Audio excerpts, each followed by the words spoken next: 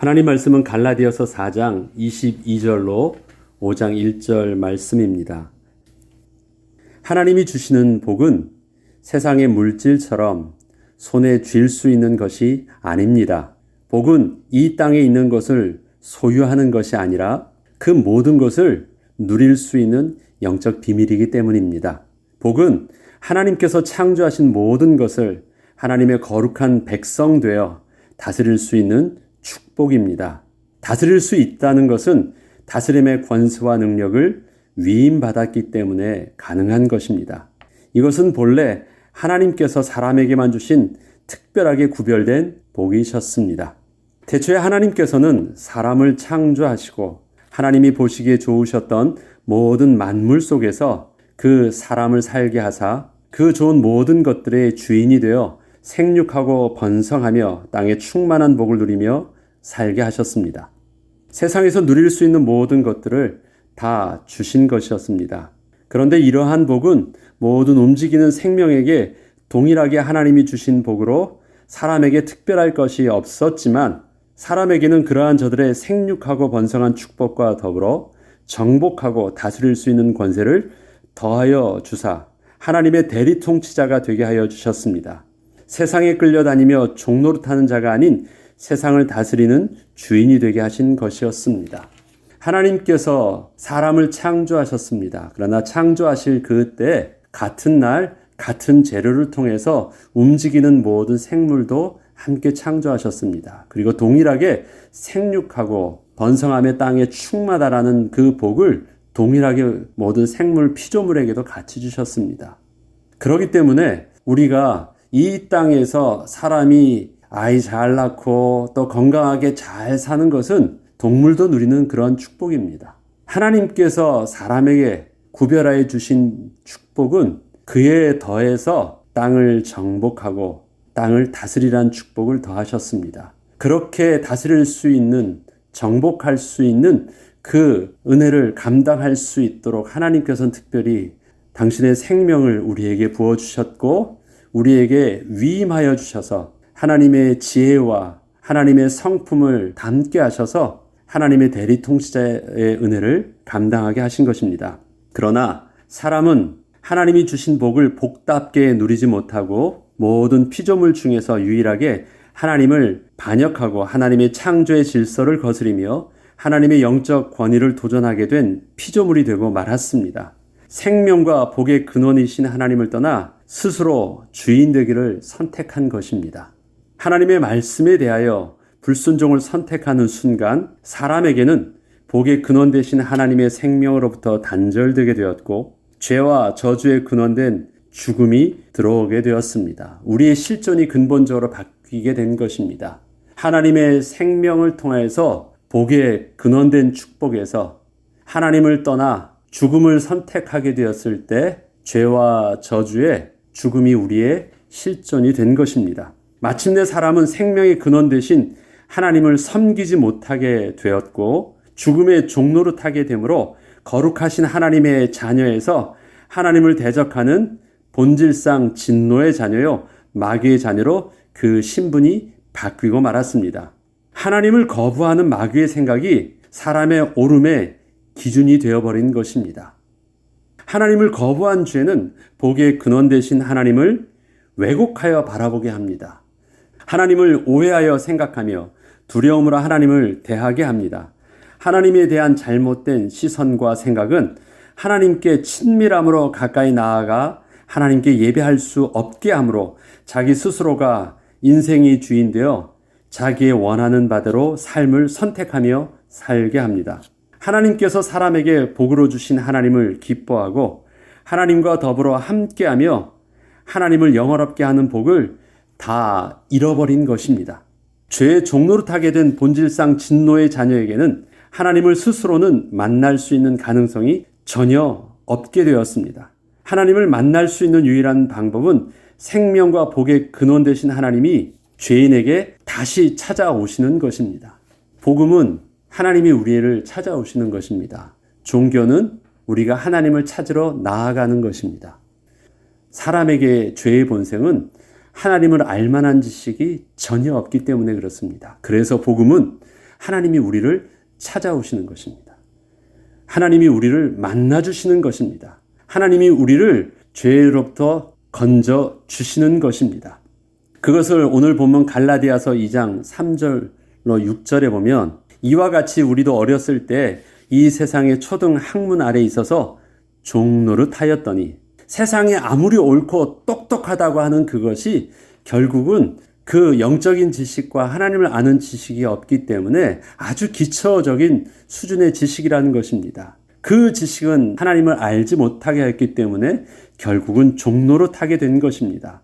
때가 참에 하나님이 그 아들을 보내사 여자에게서 나시고 율법 아래에 나게 하신 것은 율법 아래에 있는 자들을 속량하시고 우리로 아들의 명분을 얻게 하려 하심이라. 너희가 아들이므로 하나님이 그 아들의 영을 우리 마음 가운데 보내사 아빠 아버지라 부르게 하셨느니라. 그렇습니다. 하나님이 그 아들 예수 그리스도를 우리에게 보내셔서 다시 죽은 우리가 예수 그리스도의 생명의 대속함의 은혜를 더해서 생명 있는 자가 되게 하셔서 그 하나님의 영이 우리 가운데 성령으로 함께 하심으로 하나님을 아빠 아버지로 부를 수 있는 은혜를 주셨다고 기록하고 있습니다. 다시 하나님이 우리에게 찾아오신 것입니다. 그래서 우리를 다시 살게 하셔서 지난날 고백할 수 없었던 누구든지 하나님의 영이 아니면 고백할 수 없는 그 비밀, 하나님을 아바 아버지라 부를 수 있는 은혜를 다시 우리가 입게 하신 것입니다. 이렇듯 하나님이 죄인된 우리를 찾아오신 것은 하나님의 은혜의 선물이요 선택이셨습니다. 우리에게는 다른 이들과 다른 어떤 특별함이 있어서가 아니었습니다. 하나님의 거부할 수 없는 은혜, 이것을 불가항력적인 은혜로 칼빈은 말을 하고 있지요. 그 은혜로 인하여 하나님의 말씀을 말씀대로 믿고 순종할 수 있는 복을 다시 받게 된 것입니다. 누구나 하나님의 말씀을 읽을 수 있습니다. 누구나 하나님의 말씀을 듣기도 하고 지나가는 그 길이면 또 적혀있는 글귀를 보기도 합니다. 그러나 그 말씀을, 그 글을 하나님의 말씀으로 사실적으로 믿게 되고 그 말씀대로 순종함으로 예수 그리스도를 구주로 영접하는 그 은혜는 하나님이 먼저 우리에게 찾아오시는 그 생명을 주시는 은혜가 아니고서는 아무나 누릴 수 있는 은혜가 아닌 것입니다. 성경은 이와 같이 하나님의 은혜로 택함을 받고 하나님의 복을 복답게 누리게 된 하나님의 사람들의 이야기가 구름같이 허다한 증인들의 이야기로 기록되어 있습니다. 성경 66권에 창세기부터 요한계시록까지 기록되어 있지만 특별히 그 중에서 히브리서 11장에서는 그 예시로 여러 성경의 인물들을 대표적으로 기록하고 있기도 합니다. 저는 저희가 지금 늘 아침마다 창세기를 통해서 묵상하고 있기 때문에 그러한 구름같이 허다한 증인들 중에서 특별히 우리가 이전에 다루었던 창세기에 나와 있는 몇 명의 인물들을 통해서 다시 한 번 더 살펴보려고 합니다. 먼저 가인과 아벨의 이야기입니다. 가인과 아벨은 아담의 두 아들입니다. 가인은 농사하는 자였고 아벨은 양치는 자였습니다. 아담과 하와는 하나님의 동산에서 쫓겨나 수고함으로 그 근원된 땅을 갈아야 먹고 살 수 있게 되었습니다. 그런데 이러한 아담에게는 하나님께서 가인을 먼저 축복으로 주셨습니다. 하나님께서 가인을 허락하셨을 때 아담은 그 가인에 대해서 내가 여호와로 말미암아 등남하게 되었다라고 감사의 고백을 하였습니다. 땅을 수고하며 또 갈고 농사를 지어야만 먹을 것을 얻는 자에게 일손이 하나가 더 생겼어요. 아주 든든한 일손이 하나 더 생겼습니다. 그것은 너무 아버지 된 아담에게는 큰 힘이 되고 도움이 되는 아들이었습니다. 그리고 그 아들을 통해서 하나님께 감사 고백했던 아들이 분명합니다. 그 이후에 아벨을 또 낳았고 아벨을 통해서는 아버지 아담이 양을 치는 그 일을 맡겼습니다. 그러한 가인과 아벨 중에서 어느 면으로는 아버지에게서는 그 가인이 든든한 아들이었음에도 불구하고 가인보다 아벨을 선택하시고 아벨의 제사에 은혜를 베풀어 주사 아벨과 그의 재물을 기쁨으로 받아주셨습니다. 그리고 가인에게는 죄가 너를 원한다고 해도 너는 죄를 다스리라고 말씀하시며 하나님의 은혜의 선택에 순종하라 말씀하셨습니다. 성경은 가인의 죄에 대해서 그가 어떠한 제물을 드렸느냐에 대해서 가인의 죄를 묻고 있지 않습니다. 잘 모를 수 있어요. 가인이 하나님께 자기의 소산을 드린 것과 아벨이 하나님께 자기가 양을 치던 그 양을 드린 것에 대해서 하나님은 그냥 그렇게 말씀하십니다. 가인과 그의 제물에 하나님께서 기쁨으로 그의 얼굴을 돌리셨대요. 은혜로 받아주셨대요. 분명히 하나님께서는 아벨을 선택하여 주셨습니다. 이 일에 대해서 가인의 반응은 어땠느냐? 하나님 앞에 분노하였습니다. 그리고 그의 고개를 들지 않았습니다. 자기의 옳음을 하나님 앞에서 내놓지 않았습니다. 그러한 가인에게 하나님께서 하시는 말씀이 있습니다. 너는 죄를 원하지만 너 앞에 죄가 내 문 밖에서 마치 너를 잡아삼키려는 사자처럼 웅크리고 너를 대게 하고 있다. 문 밖에서. 그런데 그거에 대해서 네가 문을 열면 죄는 너를 원할 것이다. 여는 순간 그 죄는 너를 잡아먹을 것이다. 그러니까 그때 너는 죄를 원하나 너는 죄를 다스리라고 말씀하여 주십니다. 네가 옳은 일을 하였으면 네가 그렇게 그 고개를 떨구면서 분노하겠느냐. 하나님께서는 옳음의 기준을 가인과 아벨의 제사를 통해서 보여주셨습니다. 잘 모를 수 있잖아요. 그런데 하나님께서는 아벨의 제사가 옳다고 말씀해 주셨어요. 그러면 어떻게 해야 되죠? 하나님께서 이것을 기뻐하시네? 그러면 아벨의 제사를 순종하면 돼요. 내가 잘못했구나. 순종하면 돼요. 근데 가인은 그렇게 하지 않았다라는 것이에요. 지금 너가 하나님 앞에서 네가 옳다고 하는 건 내려놔야 돼. 너가 하나님을 거부하는 죄, 마치 아담과 하와가 하나님의 불순종함으로 범죄했던 그 죄의 속성이 똑같이 가인에게 있는데 죄가 너를 그렇게 원하고 있으나 너는 열지 마. 너는 문을 열면 너는 즉시 너는 집어삼키게 될 거야. 죄가 너를 원하나 죄를 너는 다스려야 돼. 그런데 어떻게 합니까? 가인은 하나님 앞에서 자기의 옳음을 내려놓지 않고 문을 열어버립니다. 그리고 죄에 사로잡히게 됩니다. 그 다음에 하는 일이 무엇입니까? 내가 옳다고 하는 강력한 자기 주장을 어떻게 표현합니까? 하나님이 옳다고 택하신 아벨을 죽이는 것을 통해서 하나님 앞에서 내가 옳다고 하는 그것을 강력하게 주장합니다. 그리고 그는 하나님을 떠난 자가 됩니다. 그것이 바로 가인과 아벨의 분명한 다름이었습니다. 하나님의 은혜의 택하심. 분명히 가인에게 죄가 너를 원한다고 해도 너는 죄를 다스리라고 말씀하시며 하나님의 은혜의 선택에 순종하라고 가인에게 말씀하셨는데 가인은 이러한 하나님의 말씀을 분명히 거부하였고 하나님을 떠나 스스로 자기의 성을 쌓고 살게 되었습니다. 마침내 가인의 후예는 이 땅의 모든 과학과 문명의 조상이 될 정도로 뛰어난 문화적 유산을 남겼지만 결국 저들의 모습은 하나님 앞에서 더욱 악한 자 되어 더 이상 희망이 없는 저주의 백성이 되고 말았습니다. 세상의 모든 문화와 문명을 다 손에 쥐어졌지만 복의 근원 되시는 하나님을 떠나게 되었을 때 결국 그는 저주의 백성이 되었다는 것입니다.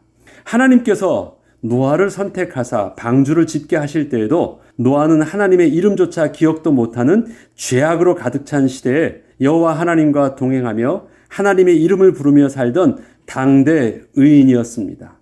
성경은 그러한 노아에 대하여 하나님의 은혜를 받은 자라는 설명을 분명하게 기록하고 있습니다.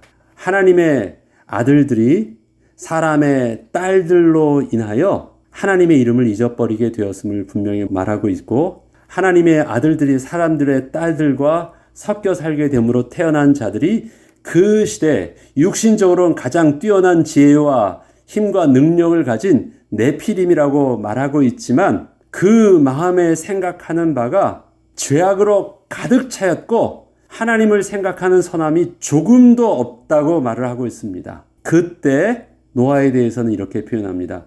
그러나 노아는 하나님께 은혜를 입었더라라고 말합니다. 그러나 노아는 하나님을 잘 섬겼다라고 말하고 있지 않습니다. 노아의 시작을 무엇로 표현하고 있냐면 그러나 노아는 하나님께 은혜를 입었더라. 그러면서 그 다음에 서술되지는 노아의 이야기가 바로 노아는 당대 의인이요 하나님 앞에 완전한 자라는 것입니다. 그러면 당대의 의인이 될 수 있었고 하나님 앞에 완전한 자가 될 수 있었던 비밀이 뭐였다라는 거예요? 하나님의 은혜였다라는 것입니다. 그럴 만한 가능성이 전혀 없어요. 콩 심으면 콩 나는데 콩 심었는데 팥이 나는 것과 같은 그런 아주 독특한 인물이 그 시대에 노아였다라는 것이에요. 죄로 완전히 가득 찬 100% 가득 차가지고 더 이상 소망이 없어서 그 시대를 멸망한다는 시대. 왜 가능했을까요? 하나님이 노아를 택하시고 은혜를 베풀어 주셨다라는 것입니다. 아브라함도 마찬가지로 우상으로 가득 찬 도시에서 날 때부터 우상을 만드는 것을 주업으로 삼고 있는 가정에서 태어나 살았음에도 불구하고 그가 본토 친척 아비집을 떠나 여호와 하나님의 이름을 부르는 거룩한 백성이 되어 가나안 땅에 정착하여 살게 된 것도 하나님의 일방적인 은혜의 선택이 아니셨으면 불가능한 일이었습니다. 아브라함이 갈대아인이 사는 그 우르 지역에서 하나님을 사모하는 마음 때문에 우상 숭배가 너무 괴로워서 떠났다. 그렇게 기록하고 있지 않습니다.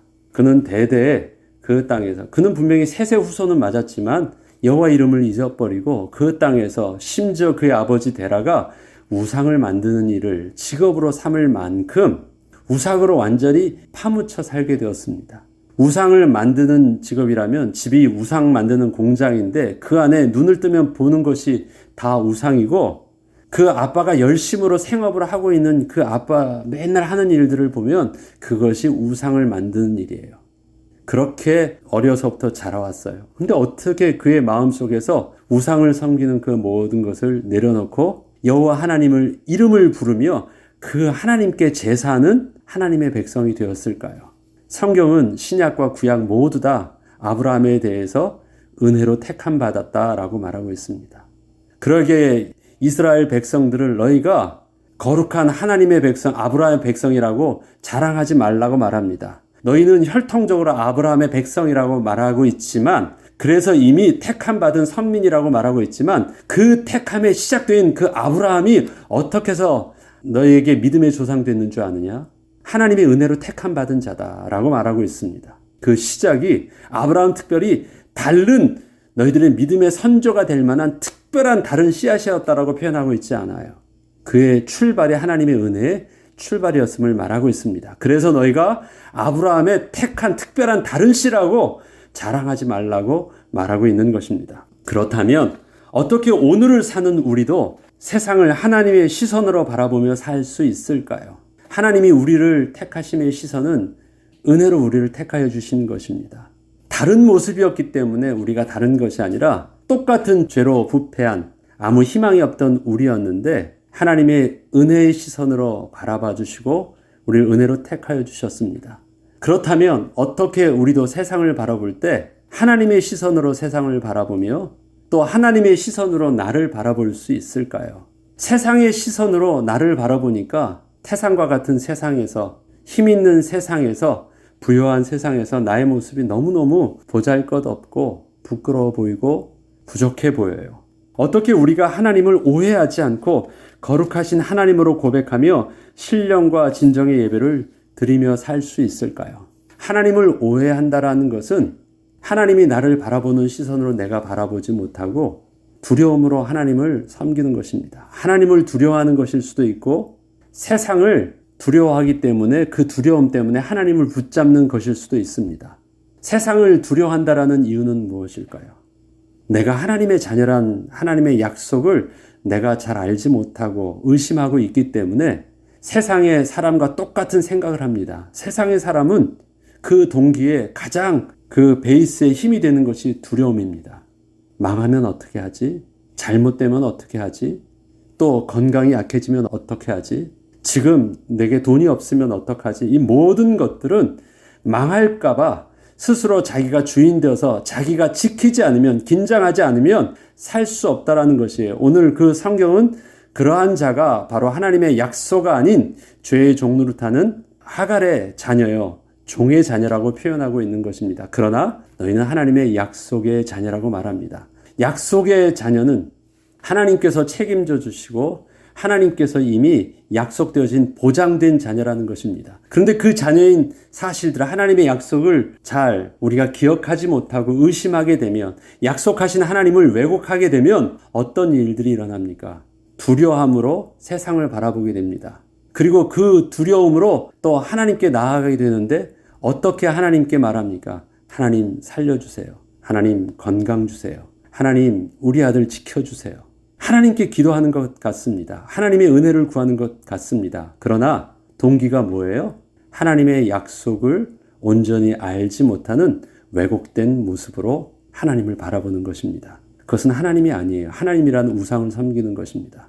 우리에게 있어서 하나님의 이름을 부르고 하나님께 예배하면 그것이 우리가 하나님의 자녀라는 증거라 말하면 그것은 오해입니다. 이스라엘 백성들은 하나님을 섬기는데 자기들이 마치 하나님의 자녀여 선민이라고 말하고 있지만 너희들은 바로 그 온전한 약속의 자녀가 아니라 신의 산 언약, 다시 말해서 율법의 자녀요. 하나님께서 온전한 율법의 자녀요. 죄의 종로로 타는 하갈의 자녀라 말을 하고 있습니다. 왜 그렇습니까? 하나님이 하나님 되심을 온전히 깨닫지 못했기 때문에 자기가 하나님을 잘 섬긴다고 했었지만 결국은 온전한 하나님을 섬기지 못했으므로 그의 신앙은 얼핏 보면 동일한 아브라함의 시처럼 보이지만 아브라함의 시 속에서도 하나님의 언약과 그 다음에 죄의 종로로 다루는 두 언약으로 갈라졌던 것처럼 자칫 잘못하면 너희의 그 두 언약 속에서 하나님을 경외함으로 하나님을 섬기는 자인지 하나님을 두려워함으로 하나님을 붙들려고 노력하는 자인지 우리가 잘 구별하라 말합니다. 우리는 분명히 하나님의 약속대로 하나님의 언약 가운데 하나님께 택함을 받고 하나님의 약속에 붙들림을 받은 약속의 자녀요. 또 이삭과 같은 사라의 믿음의 어머니의 자녀인 것을 우리는 명확하게 알아야 되는 것입니다.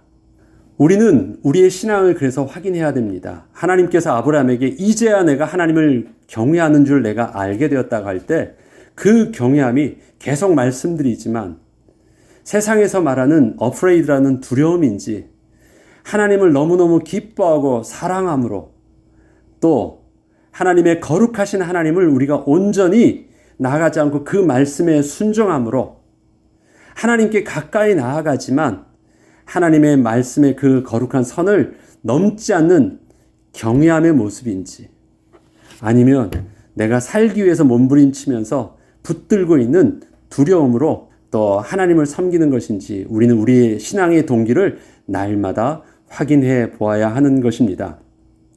이와 같이 이스마엘도 분명 아브라함의 씨가 맞지만 하나님이 약속하시고 택하신 자가 아니었기에 그는 육신적 축복으로는 아버지 아브라함으로부터 부족함 없이 다 받게 되었음에도 불구하고 그것이 하나님의 영적인 축복과는 분명 다름을 구별하여 주셨습니다.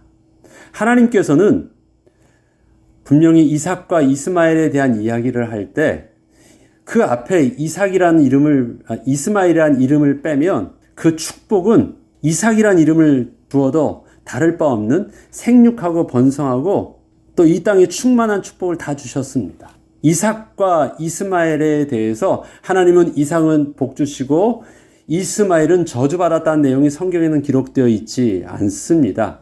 분명하게 구별된 것은 이삭은 하나님의 약속의 자녀요. 이스마엘은 약속의 자녀가 아니라고만 표현하고 있습니다. 그리고 나는 하나님이 이삭과 하나님의 약속을 맺으셨다라고 말씀하십니다. 그러면서 부연 설명하는 것, 네가 아버지로서 이스마엘에 대해서 육신적으로도 미안함이 있지. 걱정하지 마. 이스마엘도 너의 씨야. 육신적으로 그에게도 너가 아버지로서 줄 수 있는 모든 축복들의 내용들은 다 줄 거야. 걱정하지 마. 그를 통해서도 한 민족이 아니라 12족속의 조상이 되게 할 거야. 땅에 충만한 복을 다 줄 거야. 걱정하지 마.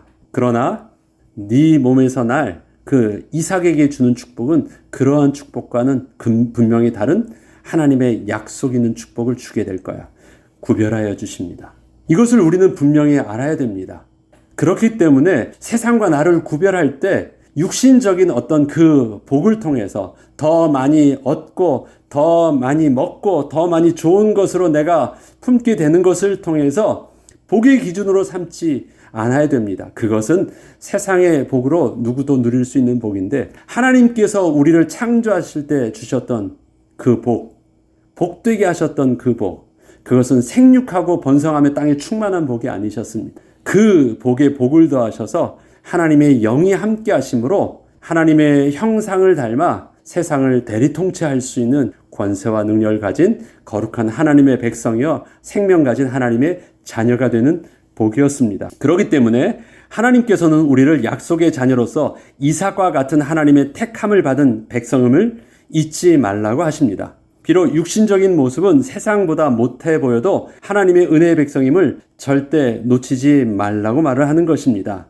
잠시 그 하갈의 아들 이스마엘과 또 이삭에 대한 내용이, 두 형제에 대한 내용이 성경에 잠시 이렇게 나오죠. 하갈의 아들 이스마엘이 형이잖아요. 10년이 앞선 형, 10살 앞선 형입니다.